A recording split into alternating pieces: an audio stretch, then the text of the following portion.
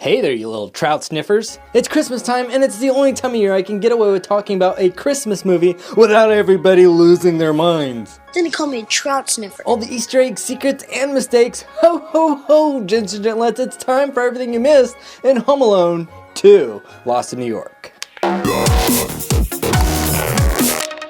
After the fame of Home Alone's first success, trying to make a sequel was increasingly challenging due to all the new fans and paparazzi. Filming at the airport was an incredible nightmare, so they filmed it in February in order to avoid all the travel craziness and of course try to avoid some of the fans because the airport was actually open during the filming. And if you look right here, you can see the yellow tape that they used to keep the real travelers from getting in the view of the camera shot. Macaulay Culkin was so famous at this point in his career that even Michael Jackson visited him on the set. The movie was almost called Alone Again, which obviously it wasn't, which is probably good for all the future Home Alones. However, when filming, they limited the amount of time they spent in the house because the owners of the house in real life jacked up the price to film in their house to cash out on their success. And even though Pepsi was the drink of choice in Home Alone, when it came to Home Alone 2, Fuller seems to have changed his ways, for the worse, for Coca-Cola. Hey, easy on the fluids, pal. The rubber sheets are packed. In the first Home Alone, Kevin's family went to Paris while Kevin was stuck home alone. So in an attempt to throw out some of the audience, even though the cover spoiled where Kevin went, Kevin is sitting on a plane next to a guy who's speaking French. Which is what most people speak in Paris. We're the Sticky Bandits. Real cute. Marv makes the universal decision that they're going to be called the Sticky Bandits, and when coming up the steps, look closely at Marv as he's making his little sticky glove.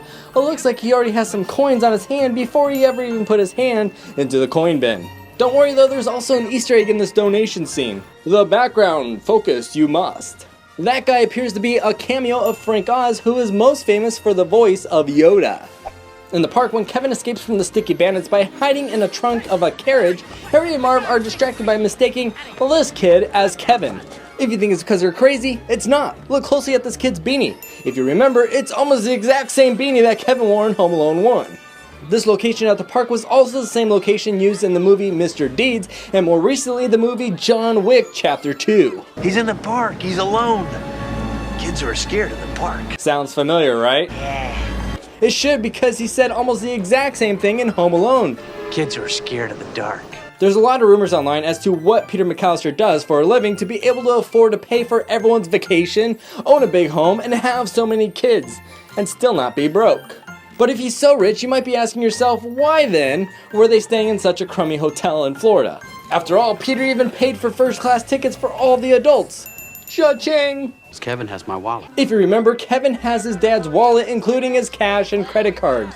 Even if Peter did reserve a hotel by phone in advance, which he probably did, he would still need to show a major credit card at the time of arrival in order to get to the room, just like Kevin did. So cheapskate Uncle Frank had to pay for the hotel, and that's why they're staying in the cheapest hotel in the entire state of Florida, with a knockoff version of the SS Minnow parked out front. Didn't look this bad on our honeymoon. If you listen closely, that's why he's saying it didn't look that bad on their honeymoon, because he's actually been there before. In the first movie, Kevin watches a fake movie they made for Home Alone called Angels with Filthy Souls.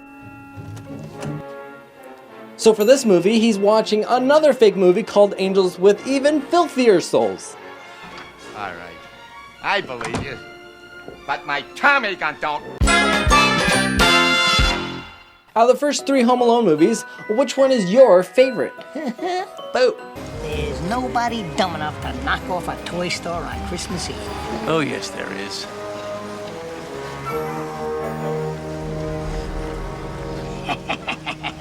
I notice a lot of people are asking Google if Duncans Toy Chest is a real store, and the answer is no. This fictional store was named after the executive producer, Duncan Henderson. And the outside of the toy store isn't even in New York City. That's right, it was filmed in Illinois.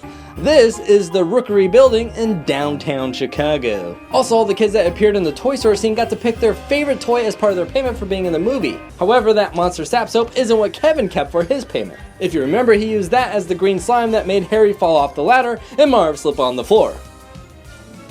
He also probably didn't keep the 2 turtle doves, especially since one of them's broken. No, Kevin got to keep the talk boy with part of his payment. even though rumor has it the Talk Boy didn't even work. Of course I wouldn't know, I never owned a Talk Boy, and nowadays if you try to buy a Talk Boy they're hundreds of dollars on eBay. Yes.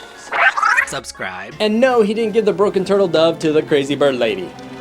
Through Hollywood magic, they both got to keep their very own unbroken turtle dove. In Mr. Duncans Toy Store, we see a man holding a little girl. That is Chris Columbus. No, not the explorer Christopher Columbus. Chris Columbus, the director from Home Alone 1 and 2. And that is his daughter, Eleanor Columbus, that he's holding. If you're wondering where she's getting her red hair from, since obviously she didn't get it from her dad, that's because she got it from her mother, Monica Deverix, who was also in Home Alone 2 as the hotel reservations operator. And if you remember from my video about the first Home Alone, she was in that movie as well as a flight attendant. Remember Santa's little helper from Home Alone? This elf was played by Sandra Mackett, and this time in Home Alone 2, instead of helping Kevin, Sandra is helping his family get on the plane. Another shout out we find to the first Home Alone is when Kevin was talking to Old Man Marley, he mentions dinosaur pajamas. Yeah, I have a friend who got nailed because there was a rumor he wore dinosaur pajamas. If you look at Fuller at the end of the movie, he's wearing dinosaur pajamas. I wonder if Fuller was the kid he was talking about in the first Home Alone. When picking who would play the roles of the characters in the first Home Alone, Ali Sheedy was one of the top picks for Kevin's mom, Kate McAllister. But obviously she didn't get the final vote. Ha! However, she got to have a role in Home Alone 2 as a ticket agent in New York. She's also famous for being in The Breakfast Club. Probably the biggest lie in the history of making movies is what Cedric the Bellman said about the slice of fruit-striped gum that Kevin gave him the day before. That won't be necessary, sir. I still have some tip left over. Anyone that's ever chewed fruit-striped gum in the history of chewing gum knows that the flavor would have been gone before he even made it back to the elevator. And the gum itself would have probably dissolved before he made it back to the lobby.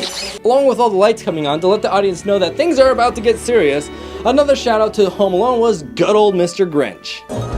It's beginning to look a lot like Christmas. Another thing that makes Home Alone a Home Alone is having snow. Unfortunately, just like in the first Home Alone, the weather didn't cooperate. They had to get snowblowers and make fake snow in the park. Then, unfortunately, that same weekend, they actually had a real-life blizzard. And in fact, some of the cameras even froze. Another requirement for making a good Home Alone is having Marv scream! Fun fact, Marv is played by Daniel Stern. Of course, you already knew that. I know what you're saying. You're so smart. And he also screams like that in real life. But did you also know that he's a YouTuber? Pigeon Lady seems to be a copy of Bird Lady in Mary Poppins. Probably one of the creepiest Easter eggs though is Mr. Hector. Why is he an Easter egg? It starts when Kevin got a clown to play with for the pool. Oh, did you see what Grandma Penelope sent you for the trip? Let me guess. Donald Duck slippers? Aha, close. An inflatable clown to play with in the pool. How exciting. Then it completes as an Easter egg when Kevin scares off Mr. Hector from the bathroom with it in the bathtub. This is a scary Easter egg because out of all the inflatables it could have been, it was a clown. Hello. The reason it was a clown is because Mr. Hector was played by Tim Curry, and Tim Curry was Pennywise the Clown in the original It movie. Yes, sir? I was. Aren't you going to say hello? Which was released just a few years prior to filming Home Alone 2. Very wise indeed. This movie was made in part by Hughes Entertainment, and their logo is basically a star with a line on either side. Just like what we see in the amazing Christmas tree scene at the end. If you look at the star, the building behind it has all the lights out except for one window on either side of the star, making the Hughes Entertainment logo. The Plaza Hotel also had carpet everywhere, and rumor has it they had to rip the carpet out in this area so Kevin could slide across the floor. And Donald Trump liked this idea so much that he left the carpet out permanently. Why does that matter? Because he owned the Plaza Hotel. That's also probably why we see him in the lobby. Excuse me, where's the lobby? Down the hall and to the left. Thanks. Or perhaps this is a prediction from the Illuminati. Since out of all the hotels in New York, presidents stay at this hotel. You know, Herbert Hoover once stayed here on this floor. The vacuum guy? No, the president. Ironically though, Trump managed to trump his own hotel. How? The Plaza Hotel doesn't actually have a pool. That's right, this scene was filmed in Four Seasons Hotel in Chicago, not the Plaza Hotel in New York. Oh, and Trump doesn't even own this hotel anymore. He actually sold it for about $100 million less than what he paid for it. because that's a good deal. If you don't want to lose $100 million, make sure you subscribe. Let me know what movie you want to talk about next, and remember, most importantly of all, gents and gentlets, I love you. share a smile. They are contagious. You gotta do better than that. I love you! Hey, share a smile. They're contagious. Can you imagine a day without smiling? Whew, that would be outrageous. Thanks for stopping by and hanging out with Crazy Nate. Make sure to leave a thumbs up if he left you feeling great. Have fun and we'll see you next time.